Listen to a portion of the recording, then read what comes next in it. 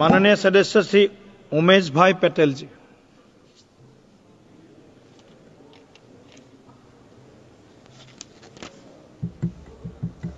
Sir भाई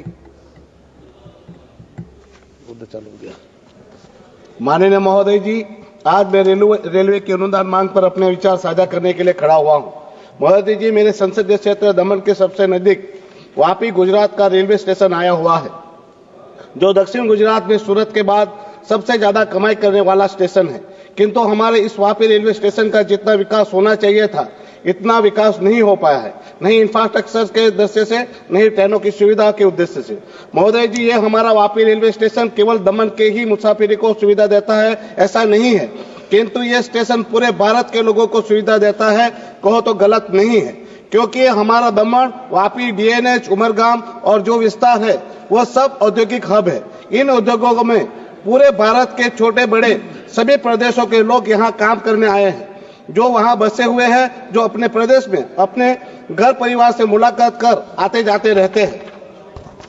मैं मांग करता हूं कि जो भी ट्रेन सूरत मुंबई की ओर चलती है और सूरत रुकती है और वापी नहीं रुकती है, वो सूरत रुकने वाली सभी ट्रेनों का स्टॉप वापी भी रखा जाए। साथ ही उत्तर भारत, यूपी, बिहार की ओर चलती ट्रेनों का स्टॉप वापी है, जिनका स्टॉप टाइम बहुत कम है, उसे बढ़ाकर 5 मिनट किया जाए, क्योंकि वह ट्रेनें ऐसी भी सप्ताह में 1 या 2 बार ही वापी रुकती है, जिसके चलते काफी भीड़ रहती है, जिसमें महिलाएं, बच्चे, बूढ़े, दिव्यांग लोग भी होते हैं।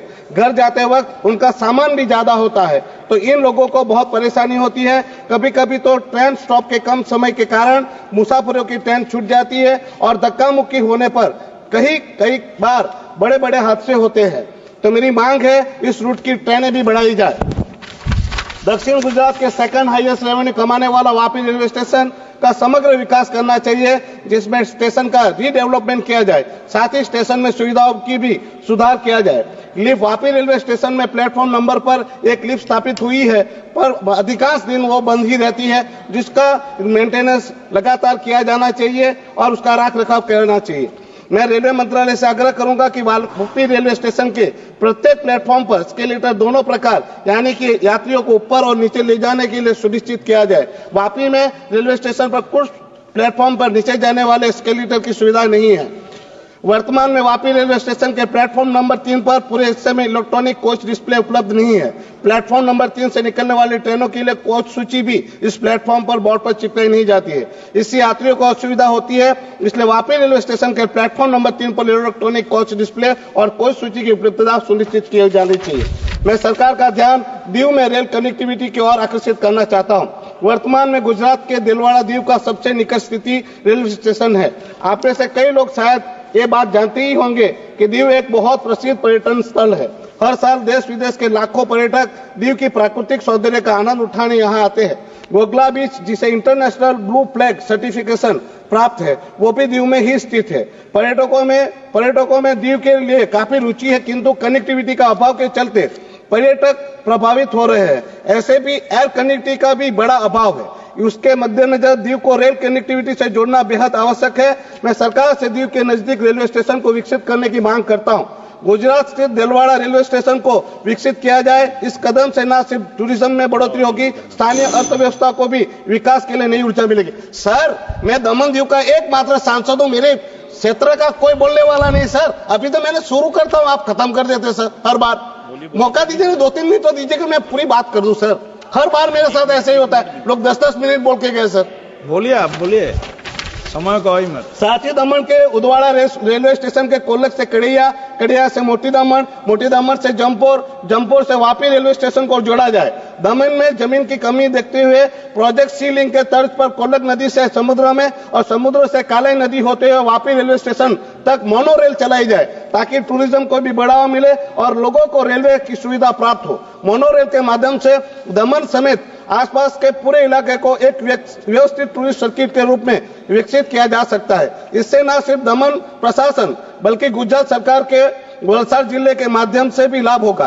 टूरिज्म इंडस्ट्रीज के अतिरिक्त अन्य इंडस्ट्रीज जैसे कि hospitality, transportation, food and beverage को भी काफी फायदा पहुंचेगा, जिससे स्थानीय रोजगार में भी वृद्धि मिलेगी। मैं सरकार का ध्यान एक महत्वपूर्ण मुद्दे की ओर आकर्षित करना चाहता हूं, जो भारत में रेलवे क्षेत्र के कार्य करने के लंबे समय से विशेष दक्षता रही है। भारतीय रेलवे में औसत यात्री सवारी पिछले कुछ दशकों में काफी बढ़ी है, परंतु कर्मचारियों की संख्या में वृद्धि समय के साथ नहीं बढ़ी है। लगभग 25 साल पहले IRCTC के हर दिन लगभग 8,500 से 9,000 यात्री ट्रेनों को संचालन करता था। आज भारतीय रेलवे देश में हर दिन 13,000 से अधिक ट्रेनों का संचालन करता है। भारतीय रेल की कार्यबल आज लगभग 1.2 मिलियन होने का अनुमान है। यह आंकड़ा 25 साल पहले लगभग 1.5 मिलियन था। हालांकि रेलवे की लागत दक्षता प्राप्त करने के लिए पिछले कई वर्षों में कार्यबल जो कम करने के लिए सुधार किए।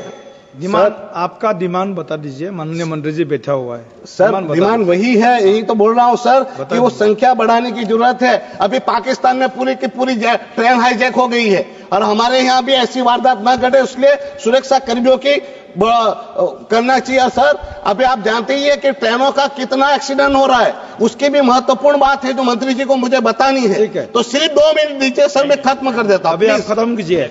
जैसे कि आप में कई लोग जानते हो कि बार बार रेल दुर्घटनाएं हो रही है, इसके पीछे एक प्रमुख कारण यह है कि ट्रैक सुरक्षा के लिए जिम्मेवार योग्य व्यक्तियों की कमी है।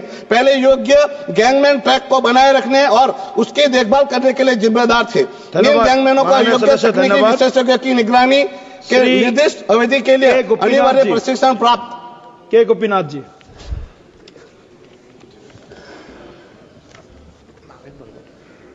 సభకు నమస్కారం.